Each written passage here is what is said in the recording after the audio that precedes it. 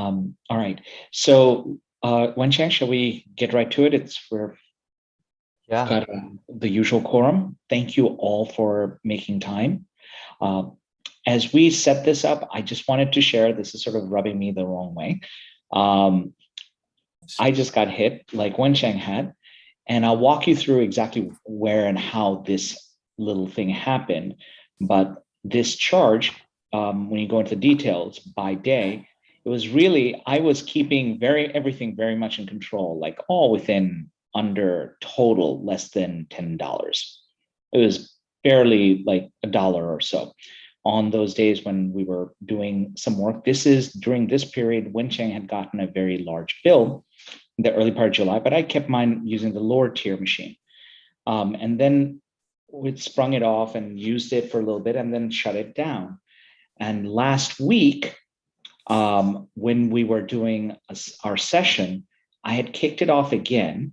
And on one of, and we'll come to that, on one of these notebooks, which will run we'll call a trained model, and it will run an inference on it. The code itself specifies that very high tier machine, the X5 large, and so on. And sure enough, because I was running this very, very piecemeal, at the end of it, I did not run it to shut down the notebook and shut down all the services. And so that evening, a week ago, when we were done, where did I go? Here we go. It kept running and then continued running the full 24 hours until I saw it today and was able to shut it down. And because it was those X5 large, you get hit with this kind of a charge. I haven't done anything with it. I will certainly reach out, but when this happens, when you're looking at like a $295 bill, yeah, just please be careful. I did have alerts to let me know if it were to cross $10 or $15, but obviously it crossed it by so far, I stopped getting my alerts. So please be mindful. So I did shut that down. However, now I'm getting some errors still, but we'll walk through the notebook and pick it up and try to finish off this journey that we've been in for this entire month. Wenchang spent 3 sessions, so we all put in 6 hours of our lives on this particular notebook, number 7.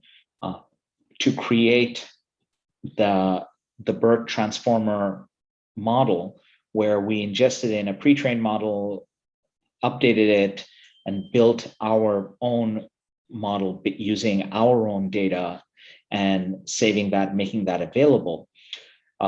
We were able to set it where it downloads the model locally. We were able to look at every component here to see how the model was run. Like for instance, over here, where you can see specifically in this workflow that we've built, this whole pipeline, what happens. First step was the data pre-processing, and here's how which node Python codes, artifacts that it used to do that. And then we took that and built our training model that added to the transformer. And then here's where it evaluated it. And we were able to specify specifically which metrics we wanted to see. We want to see accuracy and so on. And it runs that evaluation and gives you your output back. The final step was to register the model. And so this workflow is done, is ready. This is the code that you would use to build any of your own workflows. But then you get to the part of, let's really evaluate the model, look at its evaluation metrics. And from there, let's try to understand a little bit more about the model bias, and so on, using a tool called Clarify. And so we'll cover some of that. And then just explainability, even using Clarify. Clarify is an amazing tool that was made available this past December.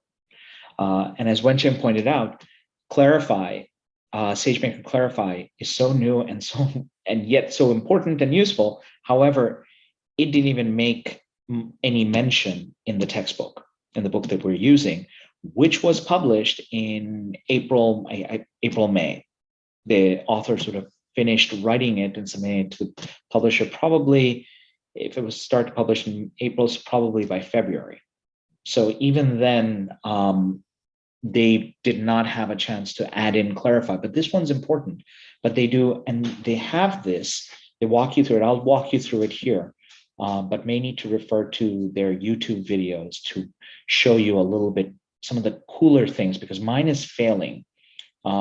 It worked. I promise you, if any one of you were able to get it to work, it'd be great if you could share your screen and we could walk through it there. But it did work for me until just today when we were going to present. Any questions before I go backwards and start from notebook number 8? Or any comments or anything you'd like to see? Yeah, just a quick comment. So for most of the stuff that we're going to walk through today have already been created in the pipeline. It's just we're kind of investigating it, reviewing them and looking at them in a more detailed way. So yeah, just wanted to make that comment. Yeah. Thank you, Wenchen. Now, before we proceed, I mean, I want to pick up on Wenchen, build on Wenchen's point. Have any of you in your own work lives or just in basic work, how have you done your model evaluations? Has it been very specific to just a simple machine learning model? Here's what I built. Let me just take a look at it, try to understand a little bit about why the model is doing what it's doing. Anything that you guys want to share?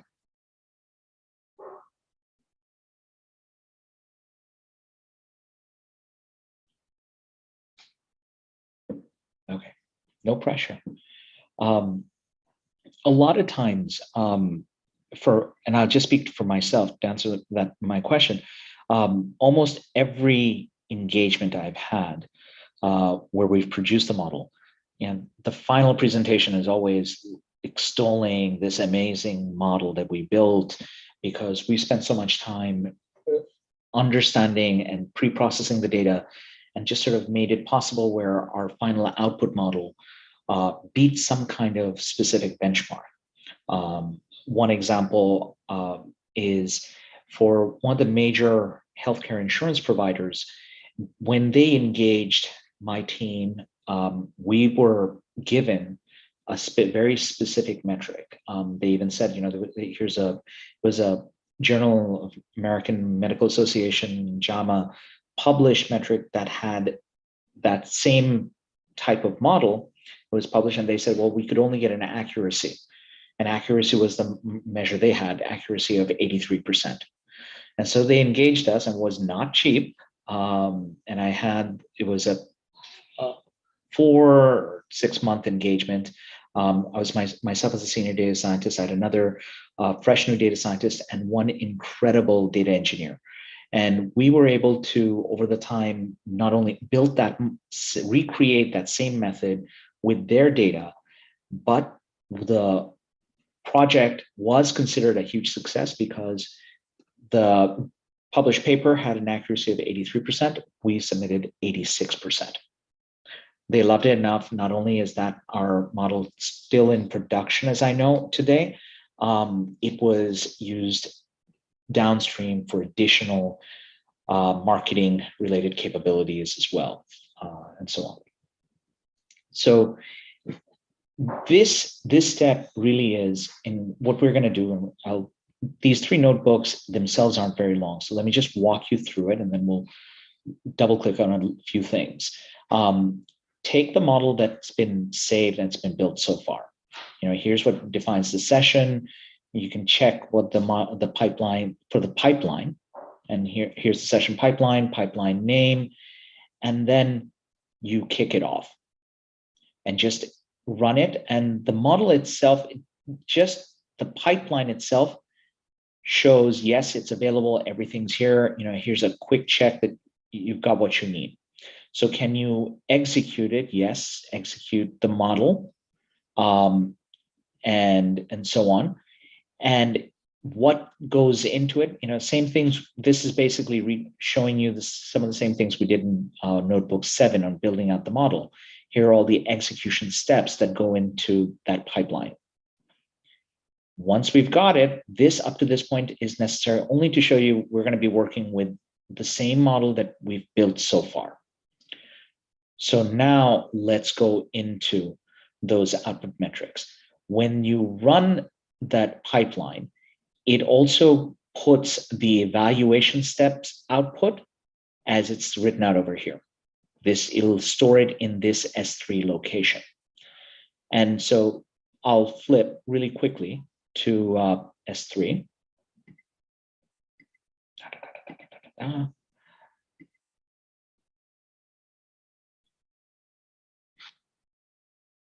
Come on, please don't be slow, especially when I'm live.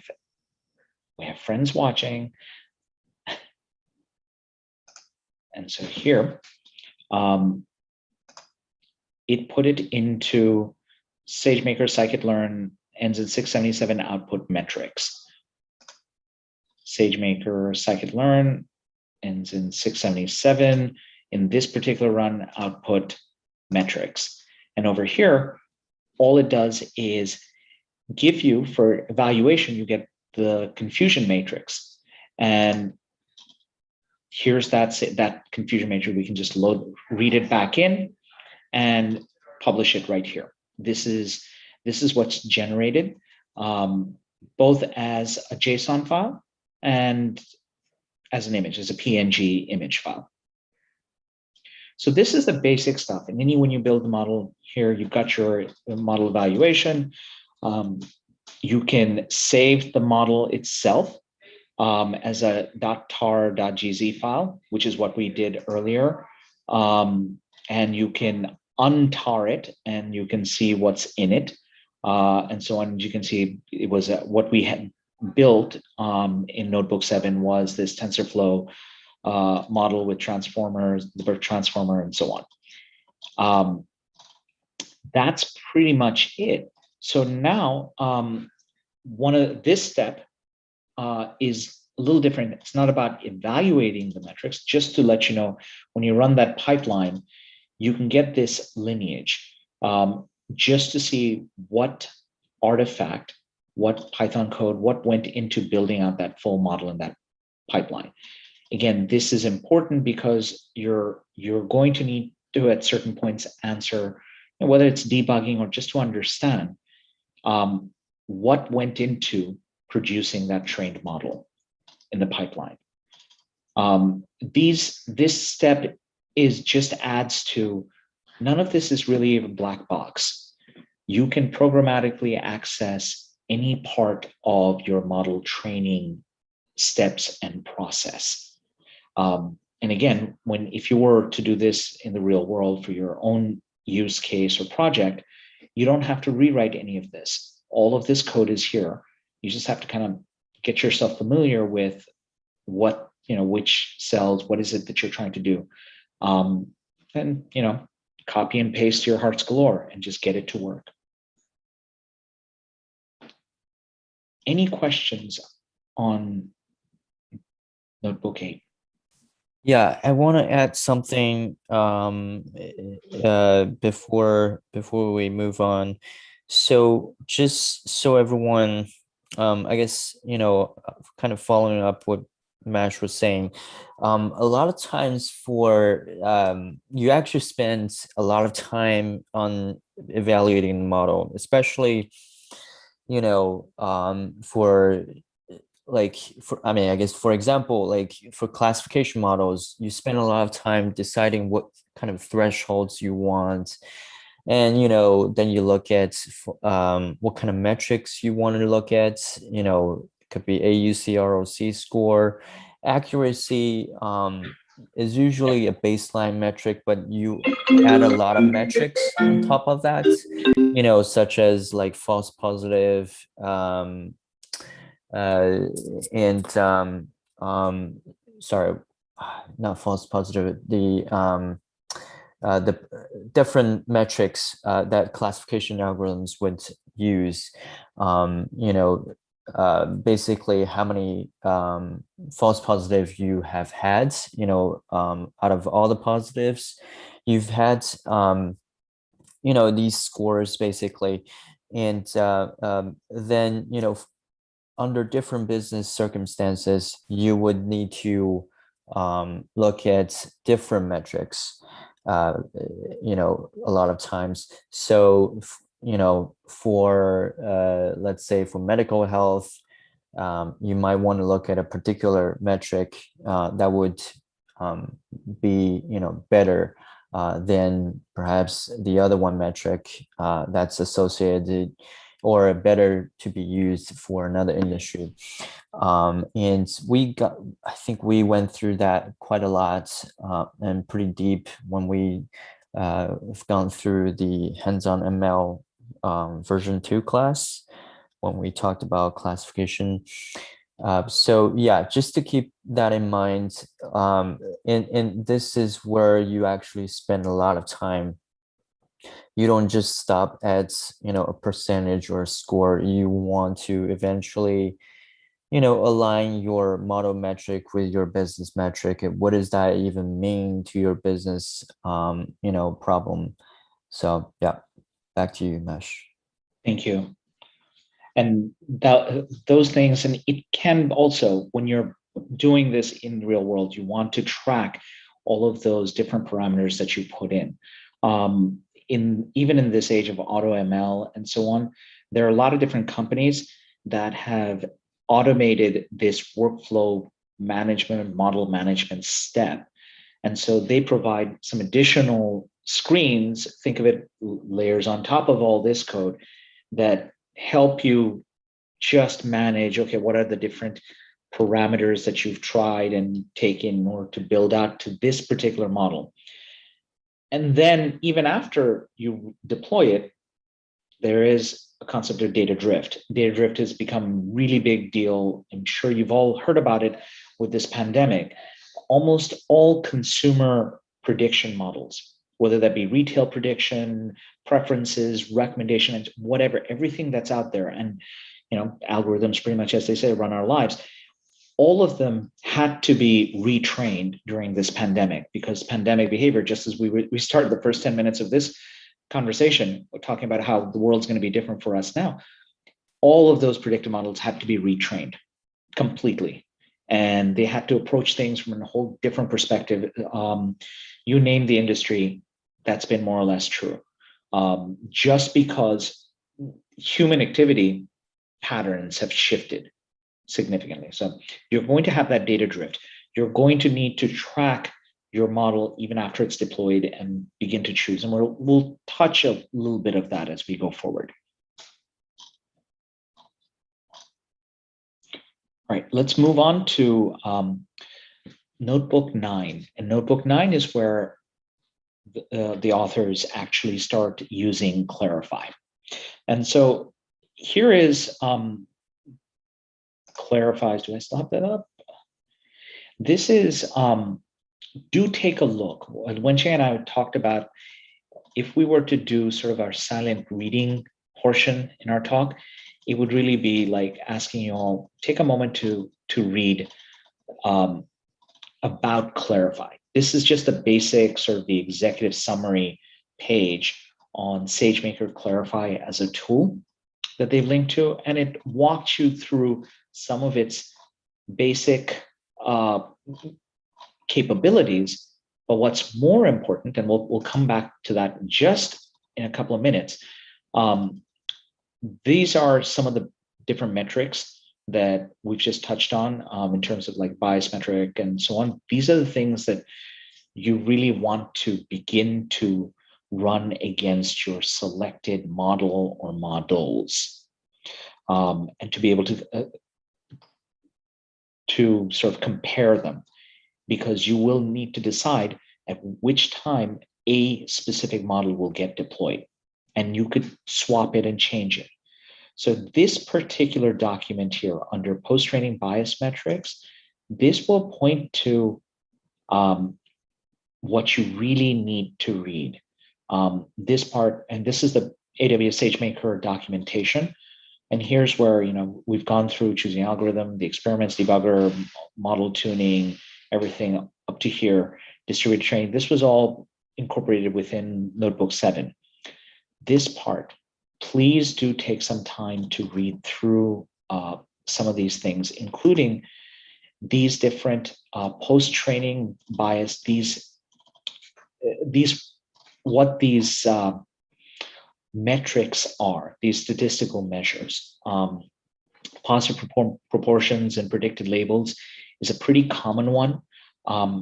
Disparate impact is one, and it's taking the model and running the data, the predicted data, and just as we build a confusion matrix, a simple one, but these are different calculations and metrics that you perform using your trained model.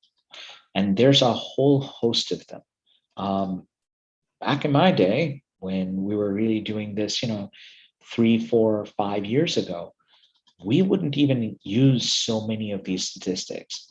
But now all it is just list them out. Let's go back to the notebook. We'll be calling it. Here's run the session. Here's the test data that you're going to send in to run against those evaluation metrics. And the test data is just a simple single, because our model and our data is pretty simplistic.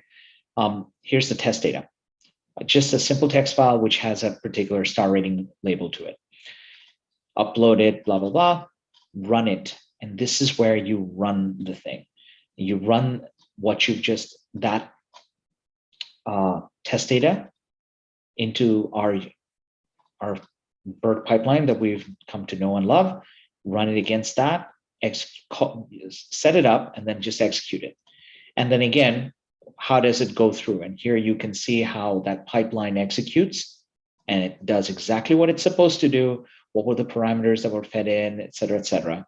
There are a few things here that the authors mention that's a bit nuanced, where you can see how some things were changed.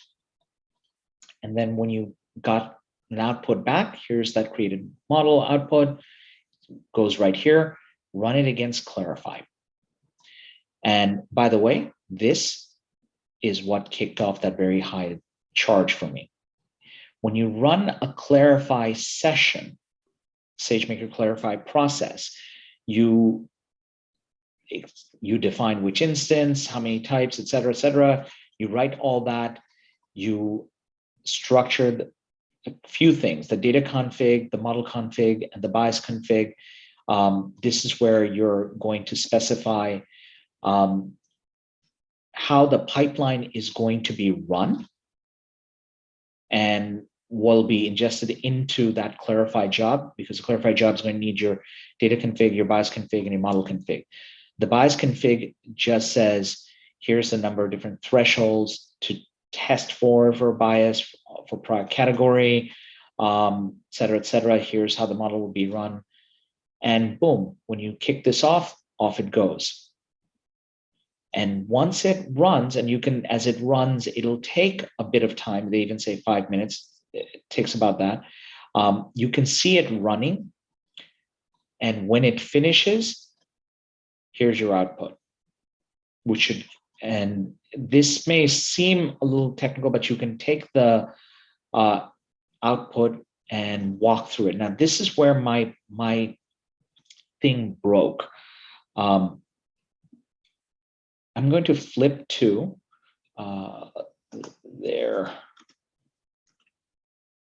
By the way, Mesh, I don't think it was the that Clarify instance that charged you. It was it was M4X large, I believe. And for all the instances that you run with the pipelines, they're actually shut off when the containers are done running.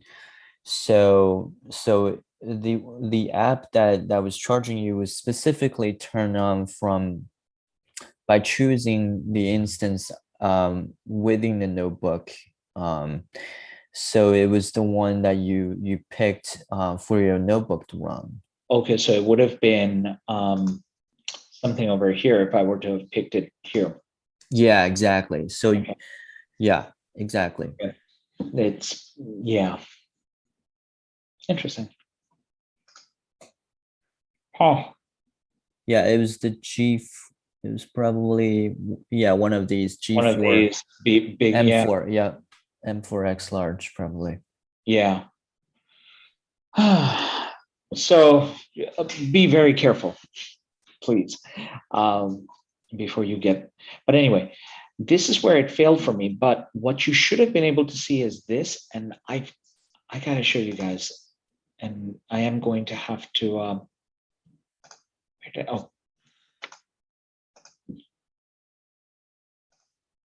and what we want to look at is this. so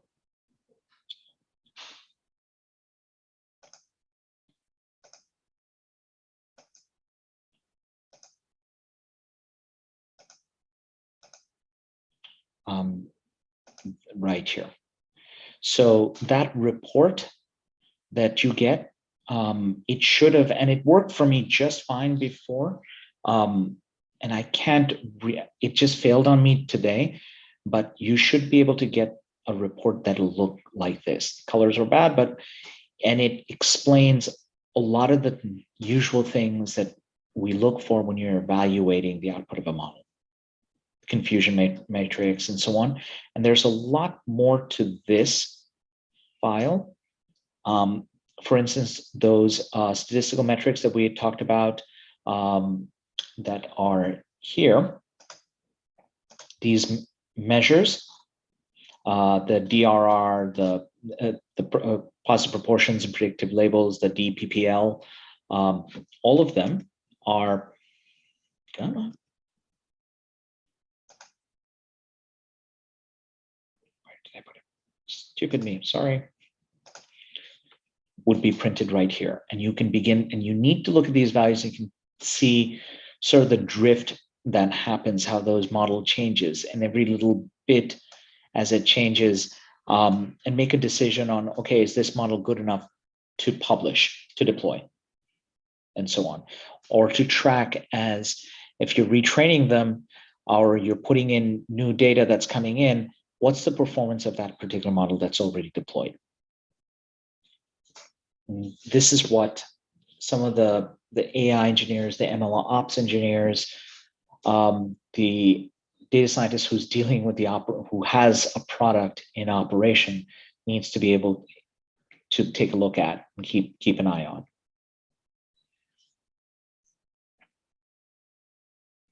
Any questions?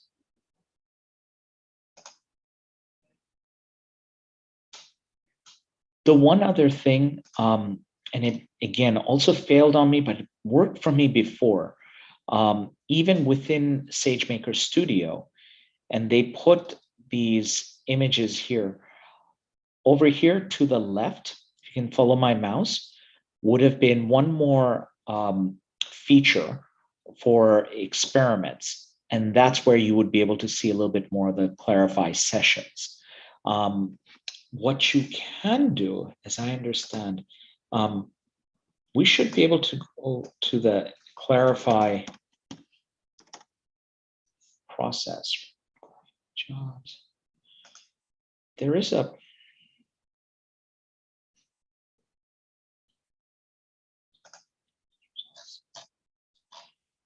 there's a clarify screen. Where is it?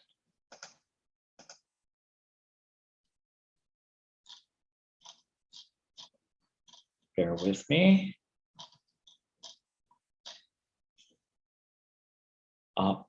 Wencheng, do you remember seeing the clarify service?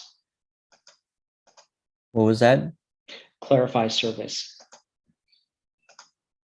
The image? No. SageMaker clarify. Like there's a just as we have this S3 service that you can see. Yeah. And you can go into. Clarify, I thought, had the same thing. I don't think there was something like that. Everything was inside of the SageMaker Studio.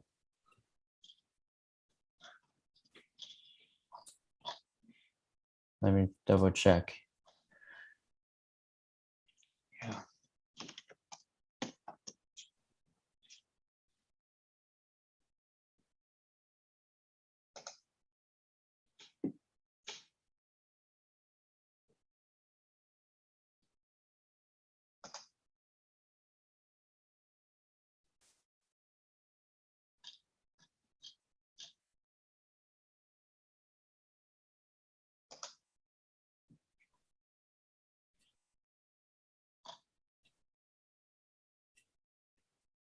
I guess Yeah. so. Yeah.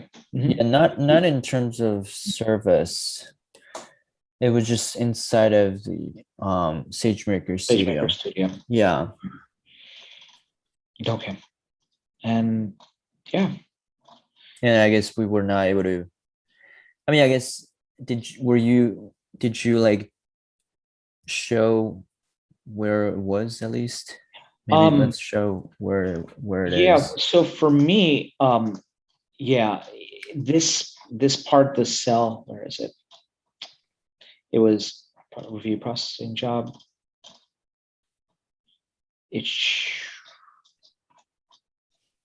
Where's that link? To the report, right? One check. Yeah, to the report. No, I don't have the link over here.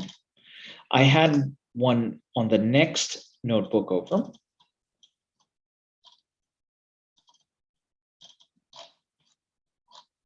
No. It's in the notebook 10. It is in 10. Mm-hmm. Yeah.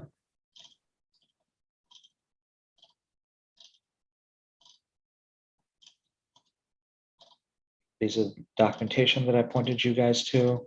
Processing job, CloudWatch, S3 output data after it completes.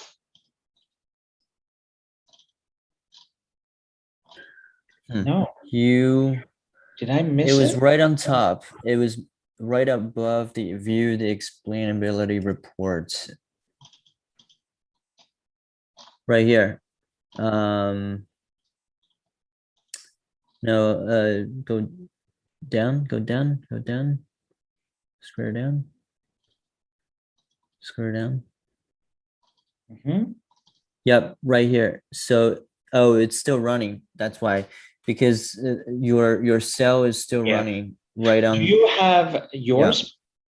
Yeah, I have mine. Can you give me your link? Because the link should be generic, right? It should be going into .explanatory report, report.html. So it'll push it to my S3.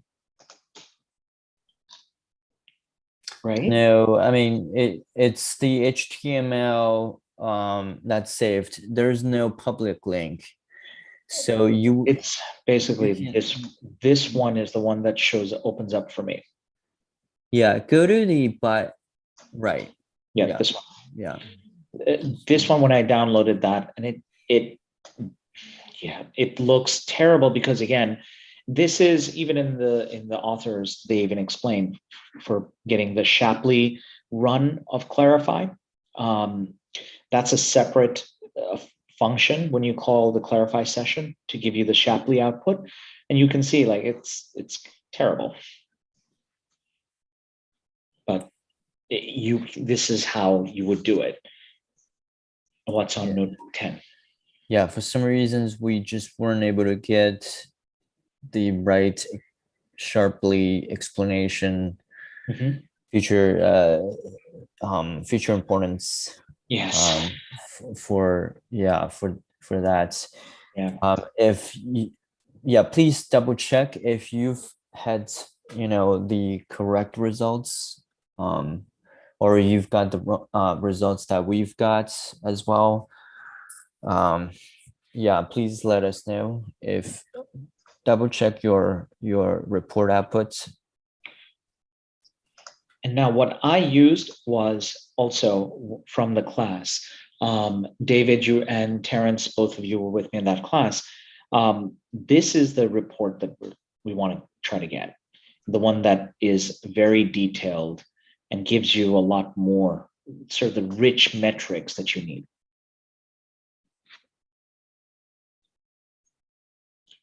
Too far.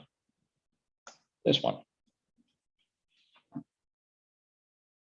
Can you make this large? Absolutely. Yeah, I just want to take a look at this. Mhm. Yeah, I guess this kind of report that we should be getting, right? I mean, including the charts and stuff. Correct, and had everything. And I promise you, it worked for me before this, my instance just sort of messed up. Is anyone else getting the same results?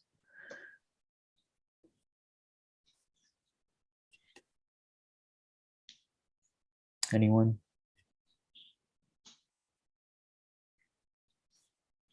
Is that saved in that drop down? I'm having trouble finding it. Under pipelines, let's see. So if I were to go to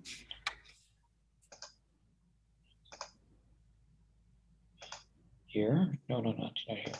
No, the last one. Last one. So here's pipelines. Go to the one from Experiments and trials. this one, and no. No, go to experiments and trials with the drop down menu. Yeah. Mm-hmm.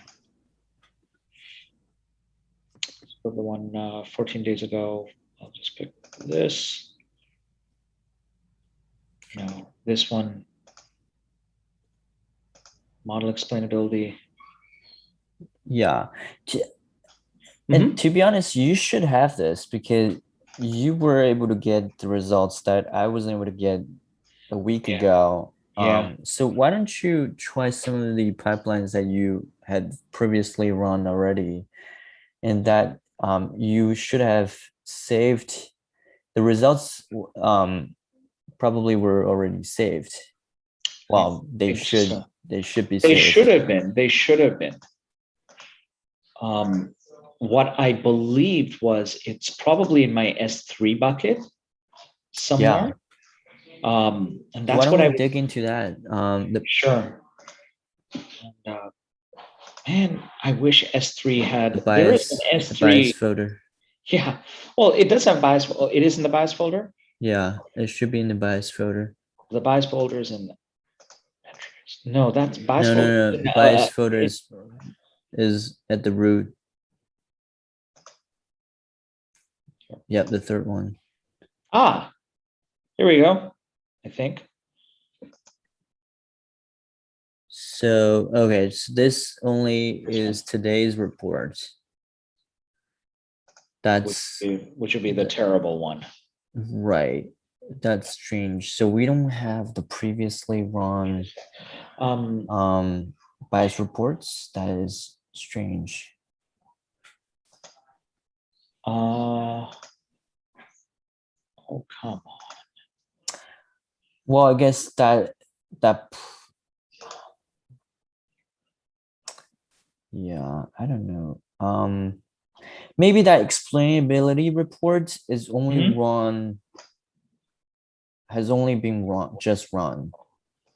Maybe that's what happened. We probably just created models and some evaluation metrics, and there was no explainability report run previously. Probably not for this instance, 9.4. Let's try a different instance. So this one, let's go with 26th. Let's go with the July 7th. And I have nothing in it.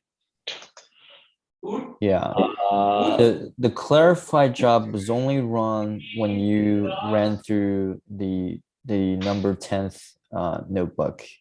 Yeah. It was not done from the pipeline. Yeah, would have been here. The bias report, I have no Do you idea. have it, Wencheng? Yeah, I have the same thing. It was only run, I believe it was only run Last week or today? the bias report was run previously. Mhm. Yeah. But not the explainability report. The explainability was only run today.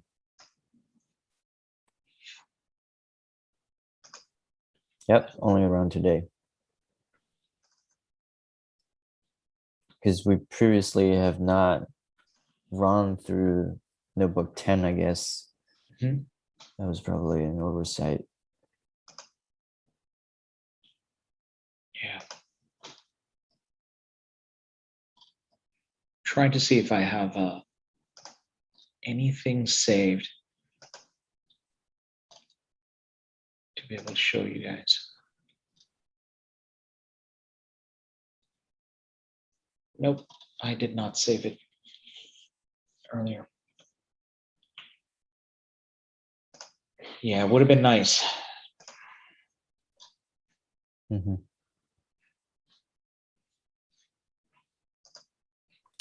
Oh, there is some stuff. There is stuff. It is these other Check sessions. out this. Check out the report pipelines folder. Report pipelines folder. Where? This one. In the So bias. No, in the S3 bucket. in the S3 bucket. Uh-huh. Yep, in bias. Uh-huh. Click into that report pipelines. Okay. Yep. Got two of them. So there you go. So Yeah, but this click was the into the same. report.pdf. No, this was run July 7th. Seeing this? Okay. Ah, here we go. See, I told you guys. I did have it. So this actually ran through today for me. Let me see. Can I add But not the Shapley one. Not the Shapley. the Shapley did not? Okay. The Shapley did not. Yeah. Hold on. Oh, come on, Amazon. Report.pdf. This is one report pipeline. What's the second report pipeline? That was probably previously run by you. So this was run July 7th. You see this? This was run today. So you ran this notebook twice. Yeah. I only ran this once. Mhm. But the explainability report, I think you only ran it once. That's why you only had one folder of explainability. Yeah. So that one didn't get saved. That one was the Shapley report. Didn't run through I guess properly. I don't know. Mhm. Yeah. That's fine. We can walk through this one. All right. So if we were to, where did I put it? So this bias folder is all clarified generated reports, pretty much.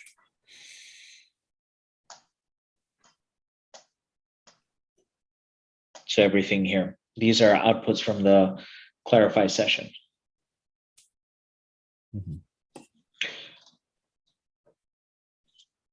Any feedback from you guys? Don't let Wencheng and I be the only ones talking. My folders look similar. They didn't have any explainability reports. Oh, Yeah, same. thank you. Wait, did you not have any explainability reports, or it was not correct? I didn't see it at all. I It, don't know if I double ran. check your 10th notebook, the 10th notebook, to see if it's still running. So for example, MASH report is still even running. Yeah, So because that, go ahead, sorry. yeah, no worries. So basically that means it's still even running. It's and that is exactly why it has not been generated, the explainability reports.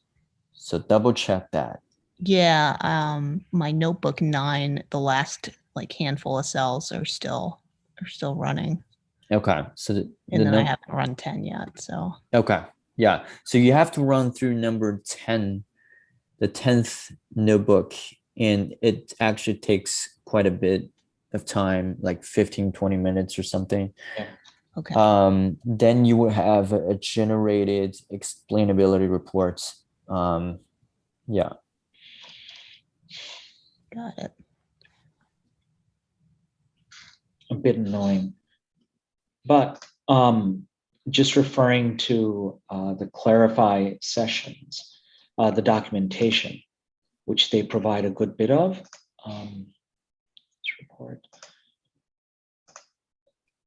Is it this one? Yeah. They do explain, like when you get the reports and you just read through it, it's pretty well done. Mhm. Can you go back to the report? Let's talk a little bit about that. Sure.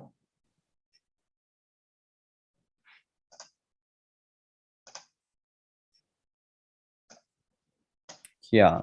So this report is basically what I was talking about. You know, you're gonna, as someone who works in the industry, you will need to spend a lot of time looking at this, and really figure out, you know, hey, do you want to higher precision or higher recall rates? And you know, uh, of course, it's good to have both numbers high, but a lot of times you don't get the full, you don't get the, you know, the perfect scenario.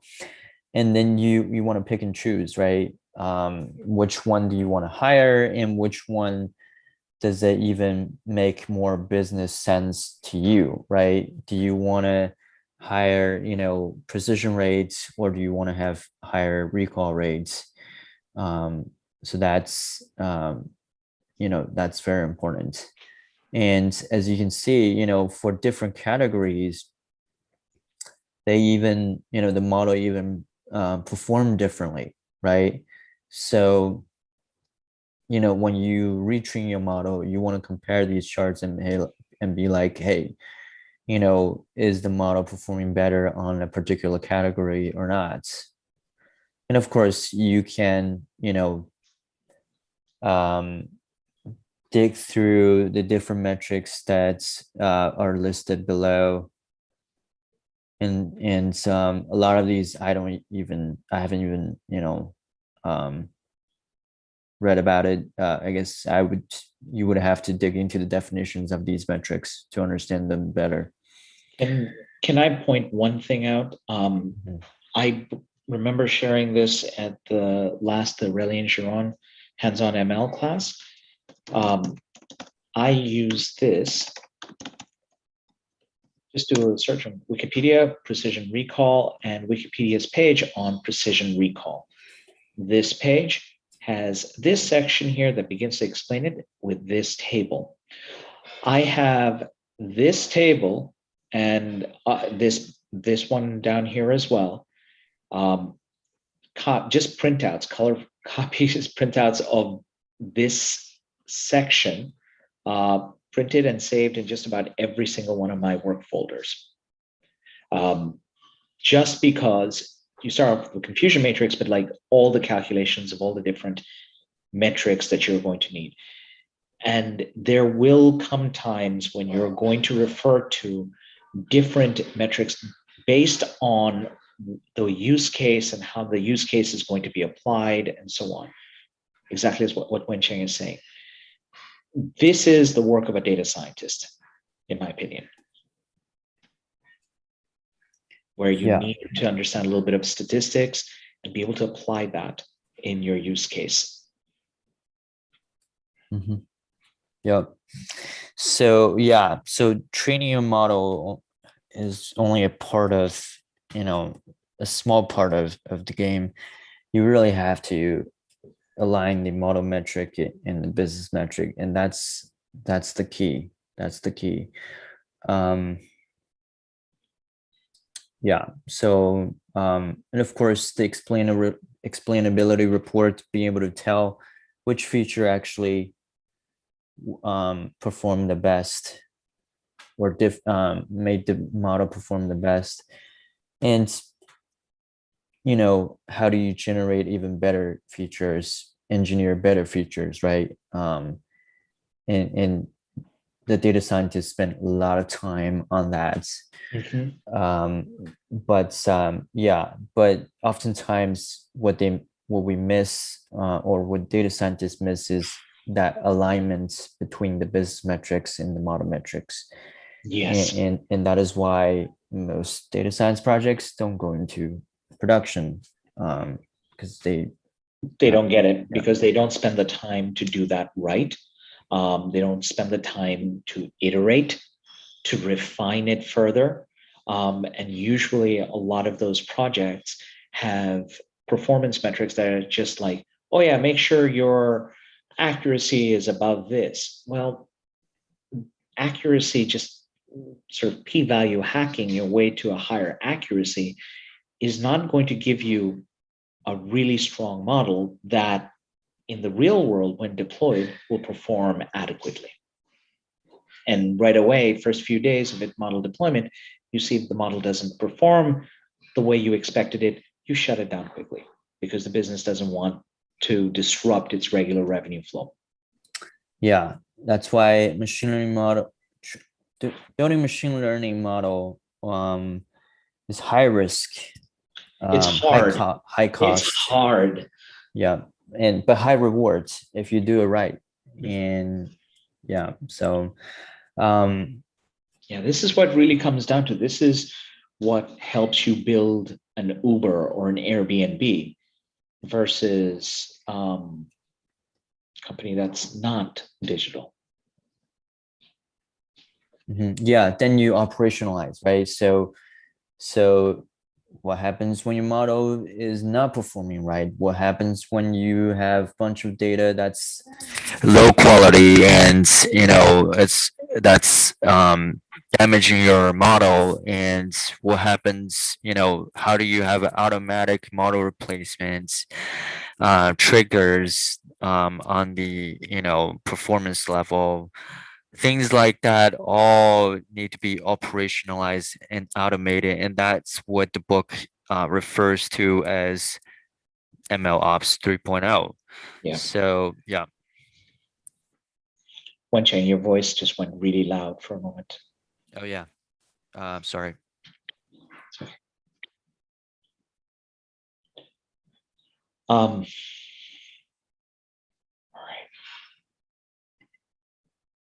Now that we're done with that part, that's it, folks. That really is it. The rest of the notebooks are more cleaning up the resources and so on.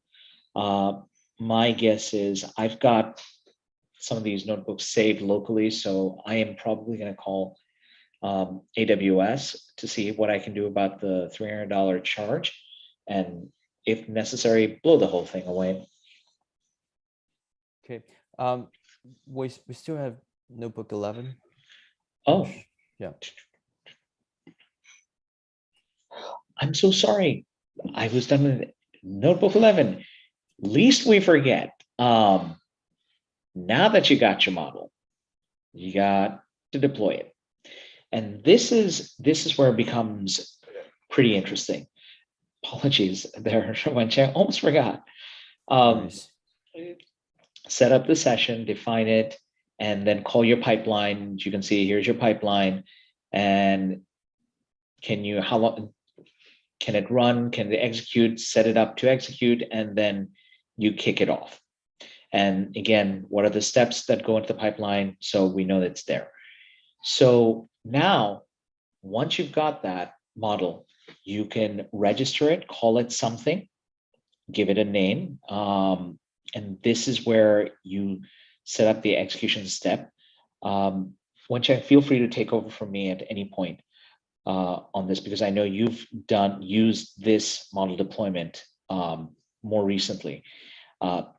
So here you have that session where now it says update the model package and runs it. And what you're doing here, you're effectively taking this model and you're running it in the pipeline process to say, this is my selected model, here's the information, here's what I'm going to call it. Now go make this available publicly. You register, that's basically like putting it in the registry to say, we're going to deploy it into the real world. What that effectively means is this model is running like any other public AWS service. And when it runs off, it will launch with an API key that you can pull to take a look at the model. So if we go here, I don't think I have anything running. Yeah, I don't think I have anything running, but if we were to have, yeah, do you want me to share? Oh, you do. There you go. Yeah, there it is. Should just check. Yeah, here it is. And this was the model when I did run the notebook earlier today, and it ran off. And here is this API. And so you should be able to call this API publicly. You can see some endpoint, some of the model evaluation things from it. You can test it. Where is the part where you? Why does it say clarify endpoints where you have? Because on my end it says BERT model registry. It's supposed to be the BERT model. Maybe because mine is just broken. Do you want to flip to yours? Yeah. Let me share screen really quick. Yeah. And as Wencheng brings that up, Microsoft Azure did this in a very simple way. They built it as part of Microsoft Azure Machine Learning Studio. Some of you have probably used it, Terrence. I know you have used this. And it was launched, oh my God, it's like 2015 or so. I'd had a hand in helping them with one part of it, but anyway, it's so easy. You could take that URL, that URI, and you could open it up in Microsoft Excel. And there just follow certain steps in Microsoft Excel where you're just basically running that instance in Excel natively. And so if you've got that access allows Excel to access that model in the cloud, that's running in the cloud, and you put in the same input data, sort of like your test data, run it against that model, and you get the output right back a couple of seconds later. Yeah. And this is things at the free tier level, or you can even test it. Wencheng. Yeah, this is still not at the API level, actually.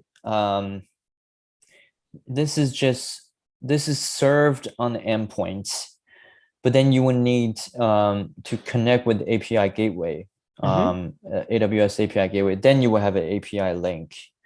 So this one, but you can still call this one from this from SageMaker.TensorFlow.model .TensorFlow predictor, and then you can pass in the pipeline endpoints from there. Now, the difference between the API endpoint or API and the pipeline endpoint is that you can directly use like requests, library, or actually API is universal in terms of language, right? So it becomes a URL link that any language, C++, Java, JavaScript, all the other languages can call that API and make a prediction. Whereas if it's just a pipeline endpoint, you would need to import the SageMaker.TensorFlow.model and TensorFlow predictor and passing that, then you can predict based on the inputs and get the prediction, which is still great. It's better than letting your model sit on your laptop, because frankly, this is still pretty much already publicized, right? Or in a private way, I guess. Someone has to have your pipeline endpoint to be able to make predictions, but if you publish it via API, then then it's totally to the public world. Now, what this does is, we already registered the model after we ran through the number 7 notebook, and we already created the model. Right now, we are just creating a model endpoint from model registry.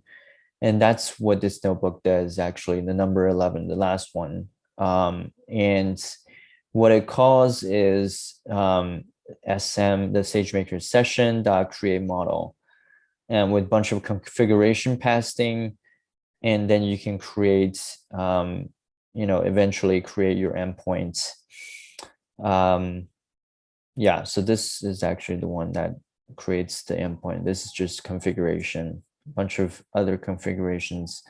Then you can create an endpoint. Then this is the REST endpoint. So let's review that. Yes, it's the same thing that we had, the REST endpoint. And as you can see, we use that once. And can we use that again? Okay, we use that again. Can we refresh that?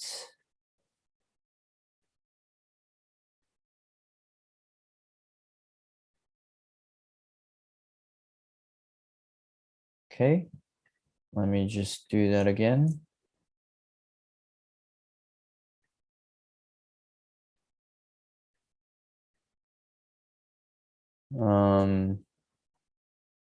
Endpoint traffic, but okay, I think it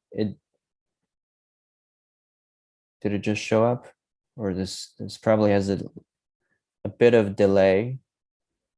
It's 2, 2, 3, 4, and we're at 41. So maybe there's a bit of delay. I don't know what UTC time is for my time. I'm at EST. And the instance type, you can see basically we're using that instance to predict, right? And so I for this, I don't know. I think we're being charged here, actually, outside of the notebook.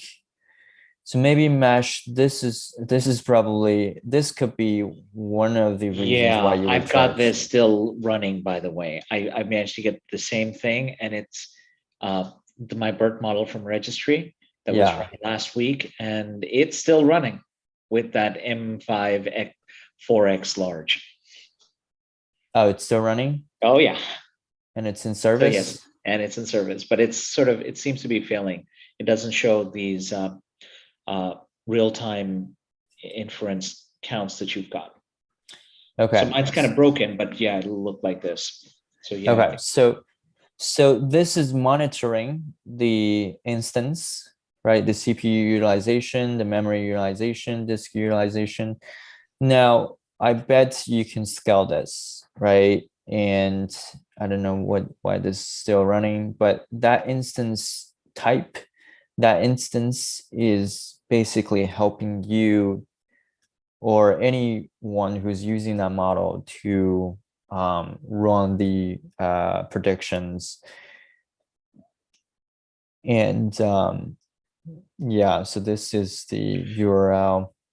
So I guess there was one thing here where you should have been able to test that API call and put in some numbers and get an output back. So this actually not just in the notebook like we had, like you showed. Yeah, maybe so. Maybe this endpoint is an API itself. But I don't.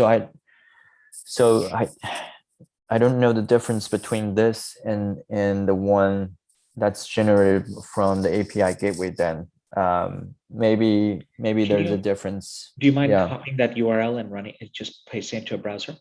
That URL, right? Not this one. Go back. That URL. Yep, this one.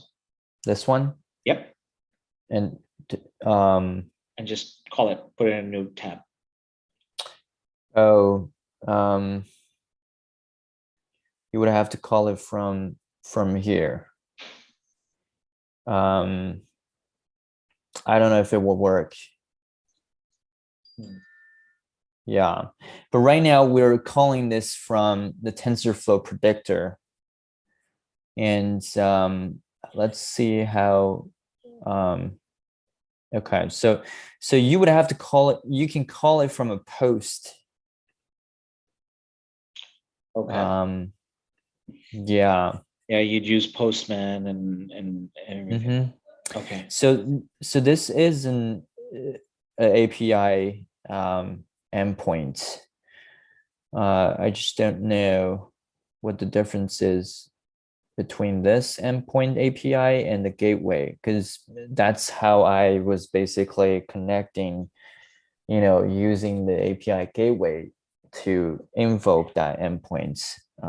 Maybe they changed the service from the time when I was using it.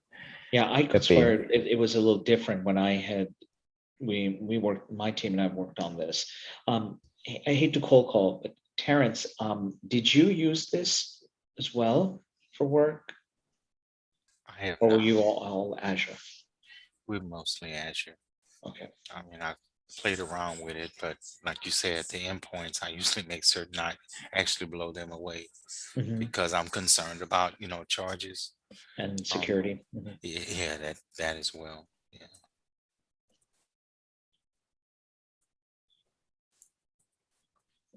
Okay. Yeah. Let me Google it really quick. So, and then this is the other thing. When you set up the endpoint, if you have it running, it stays running, right? So it's always available. It's always running, looking for a request to come in. Yeah. It's not So, like Lambda where it starts it up afterwards. In this case, it's persistent, right? yeah, I bet this is charging you constantly because it's just like remember AI model on Google GCP. If you don't shut it off, that instance is constantly running. So and it's not like the SageMaker Studio where you can shut off the app. I mean, you just pretty much delete the model endpoint. Is endpoint, so the model itself actually doesn't charge you much money, because it's sitting in S3 buckets, if you recall what we've gone through. But the endpoint itself actually takes an instance, and that instance is what would cost you money the most. And that instance is not running on some low tier instance type.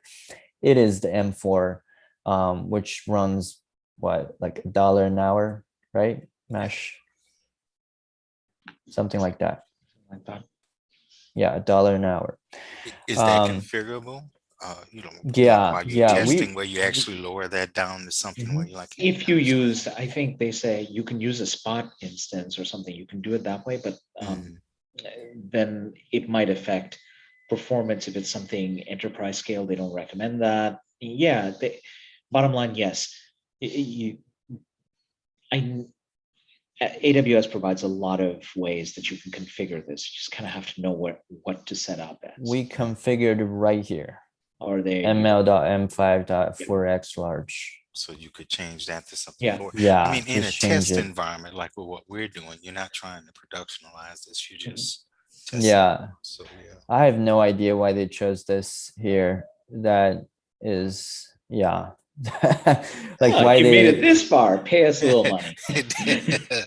Make sure you use up those credits we gave you. right, because if we're picking, M3 for the entire workflow, then why are we picking the 4x large Yeah. for something that we're not even going to use That to is so true. predict? Yeah, I agree.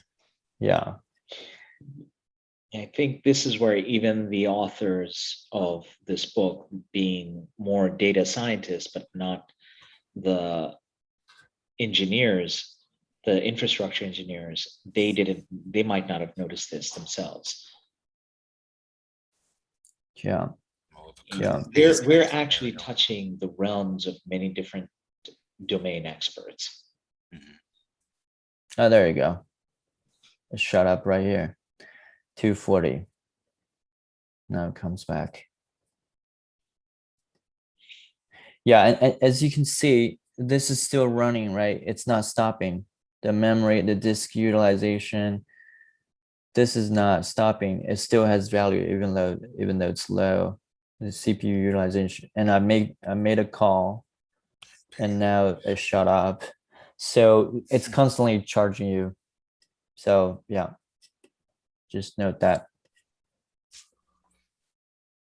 All right, and I was looking at this. What was the yes? So yeah, so API gateway is still one way of doing this, I guess. It's create, publish, monitor, secure APIs. So in this way, I show how API gateway can be used to front end SageMaker inference endpoint as part of a REST API. So yeah, then I just don't know the difference between the API created by the SageMaker endpoint and the API created by API gateway. That makes me. Wouldn't the gateway be a more secure environment? I think. It could totally be that. Yeah. Now you reminded me of that. So that could totally create an additional layer of authentication Right. and security. So and also scalability. And so there you go. The direct integration approach is especially useful. Amazon SageMaker supports automatic scaling for inference endpoint. So SageMaker, I guess SageMaker already takes care of the automatic scaling, and API gateway feature called mapping template. This feature makes it possible for the REST API to be integrated directly with the runtime endpoint, or avoiding intermediate. Okay, invoke the endpoint. So you avoid the use of Lambda to invoke the endpoint. You can just directly use the API gateway to do that.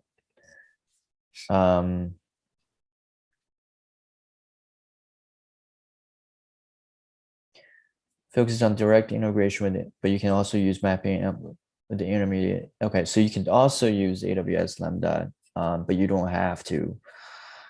And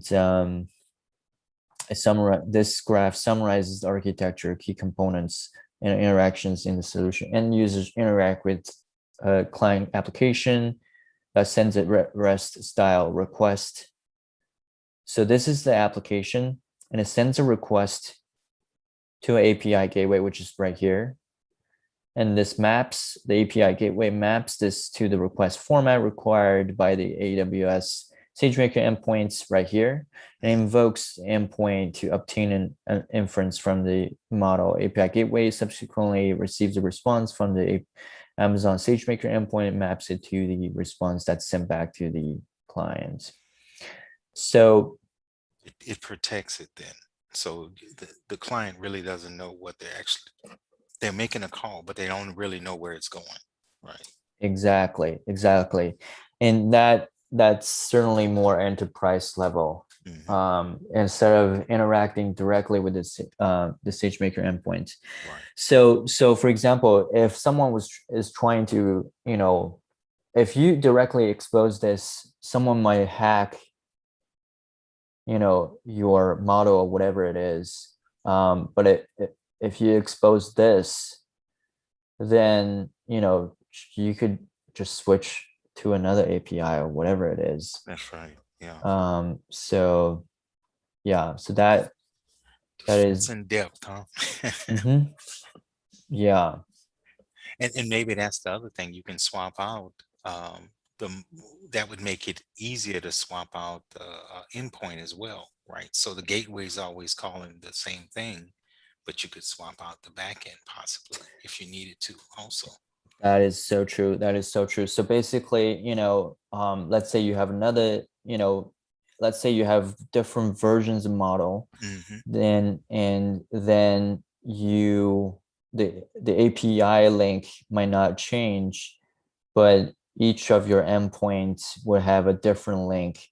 Then you pretty much just switch that endpoint with the same API link, and then you can pretty much replace with another model if one model that's currently being used is down.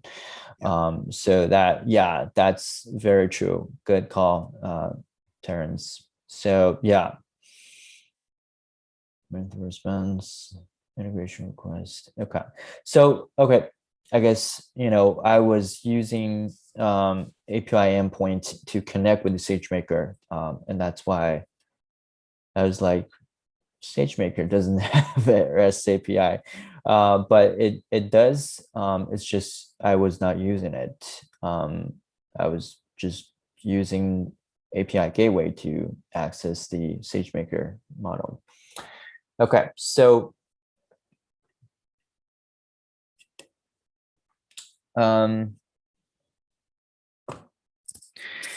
yeah, so that's pretty much it. Now, I would highly suggest you guys to go through this. So let me see if this one has prediction.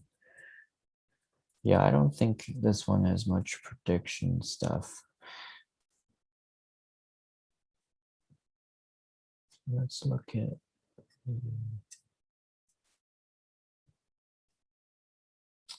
where is the no.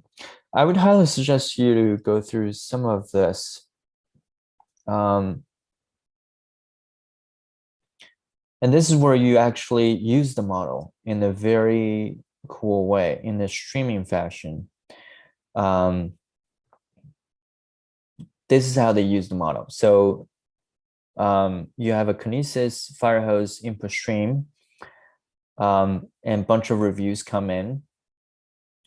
Then it calls the AWS Lambda, and AWS Lambda invokes the SageMaker model, and it does the prediction, and it adds the star rating. So that's what the model does. It basically predicts the star rating, right? And that's what we had right here.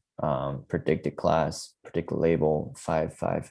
Of course, the model is shitty because we only trained it for a very short amount of time.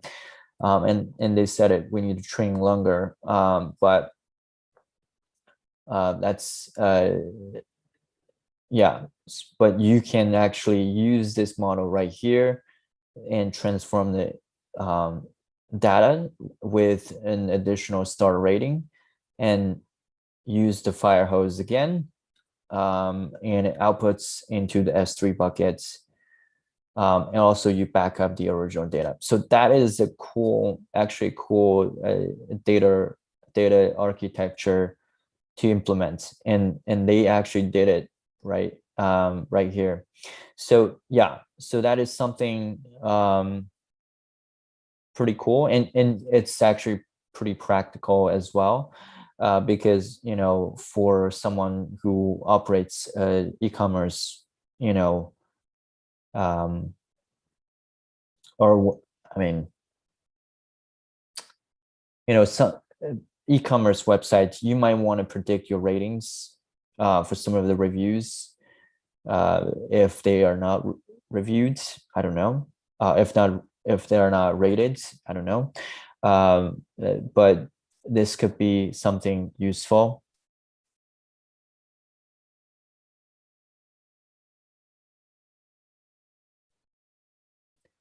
And using the streaming service that AWS provides. So this is basically a commercialized version of Kafka. That's also, Apache Kafka, which is also a streaming library or framework that's open sourced. Okay, so I want to stop here and take any questions that you guys might have. I know we're ending this a bit earlier, but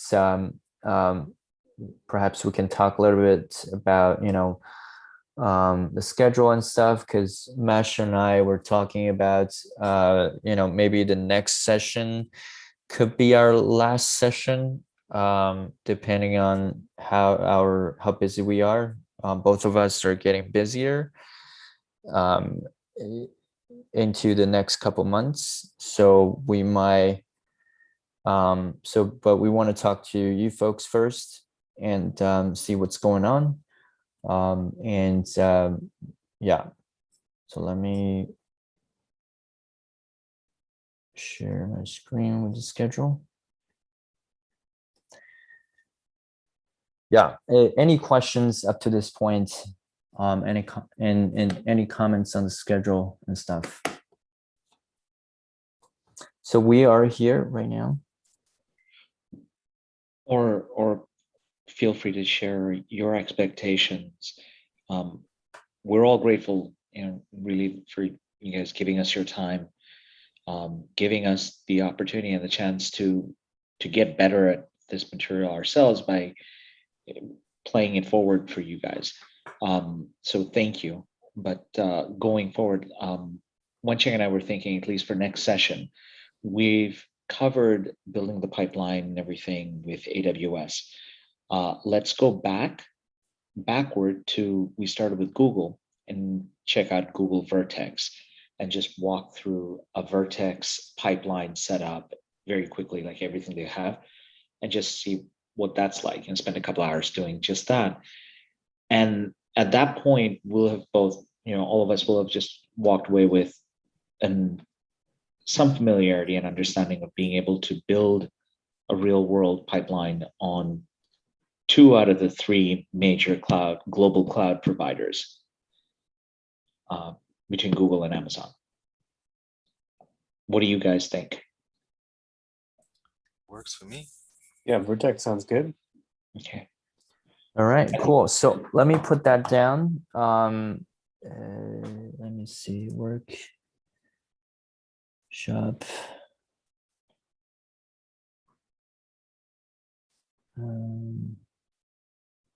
VFX workshop.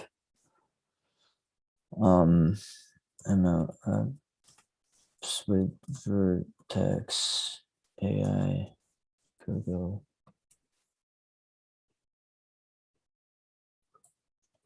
Vertex AI. So yeah, and depending on the schedule, I don't know if I'll have time, but if my plan is to build something on SageMaker pipelines myself as well.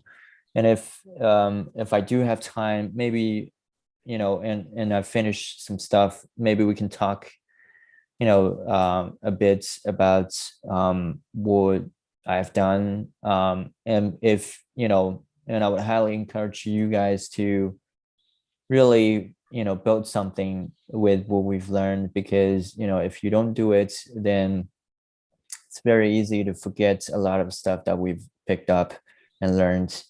SageMaker pipelines, or SageMaker itself, seems to be very much enterprise ready solution for building something, right? And even if it's just, again, I'm probably going to start from something very easy, maybe just repackaging this entire training material and perhaps do it a little bit differently instead of directly jumping to another project and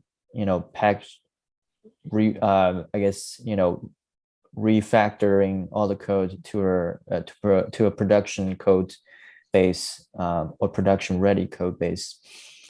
And in this way, you actually learn a lot, play around with everything, and also don't do it within the SageMaker Studio.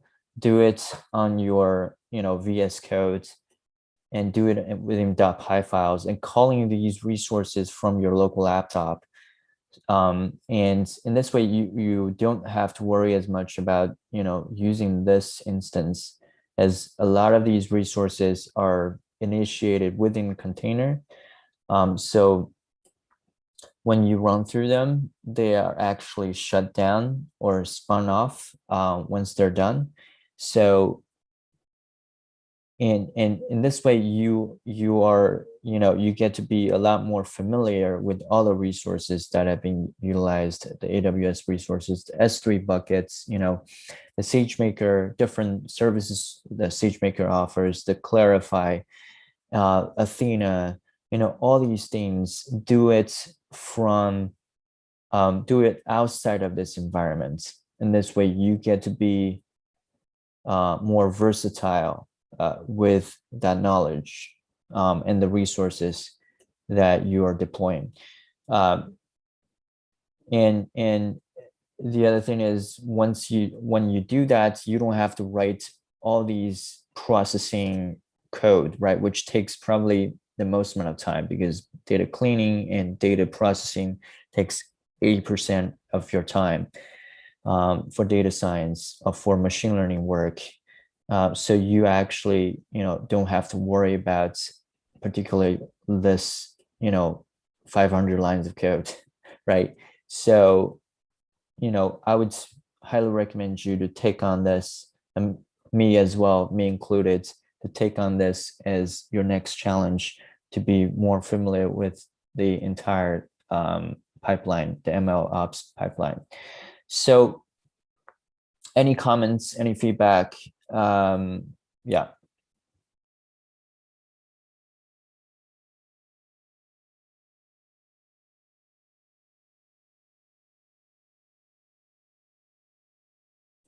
Anybody else like to lead at least session 19 after we go through Vertex? Yeah, maybe, one of you could show us, all of us, something that you're going to work on, or you are working on right now.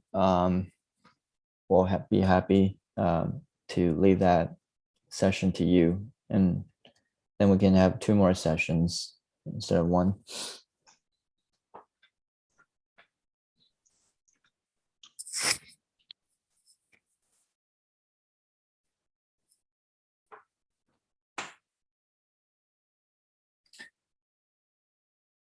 Okay. Think about it, maybe. And if I have something, I'll certainly keep you guys posted.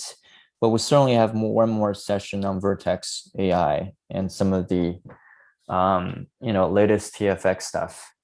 So yeah, so next session will likely be our second to last or the last session, depending on how busy we are. Okay.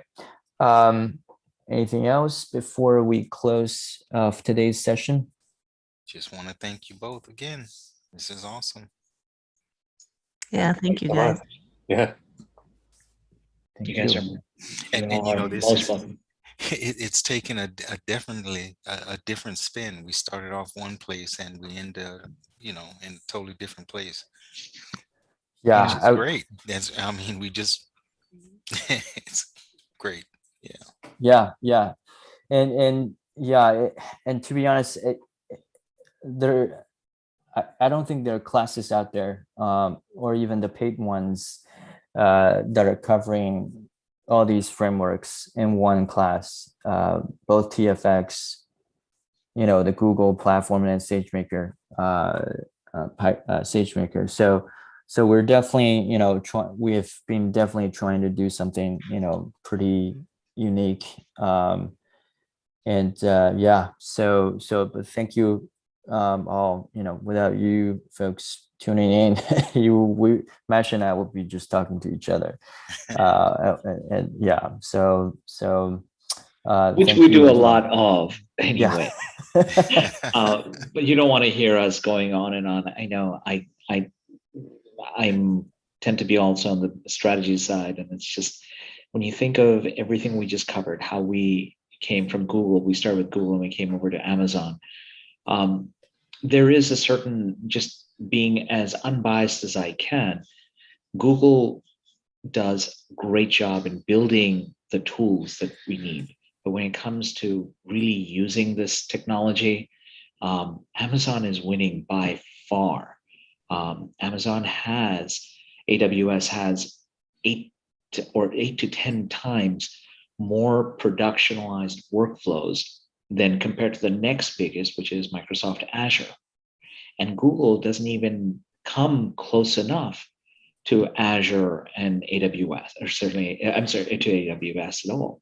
You can kind of see where things go. I mean, this is, in technology strategy, this is Betamax to VHS, or the different types of DVD, Blu-ray, or HD DVD, and so on, to DSL versus cable transmission lines, all sorts of things like that.